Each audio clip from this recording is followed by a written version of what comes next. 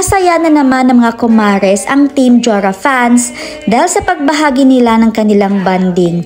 Si Sargento ang nagbigay ng update sa kanyang IG at makikita natin na meron silang simple birthday celebration ng birthday ni Kumaring Cass at kasama din si Mami Sara. Si Maring Cass ang isa sa nagbubuhat kay Baby Amara nung nagbakasyon sila sa Taiwan at siya din ang mahilig gumawa ng video clip tuwing magkakasama silang magkakaibigan. Kayang sobrang appreciated ng mga fans ang mga ginagawa ni Maring Cass sa mag-ina. Pareho ang vibes ng mga kumares pag nagkakasama. Walang arte, kaya lumalabas ang kakulitan nila, kaya panoorin natin ang TikTok entry nila.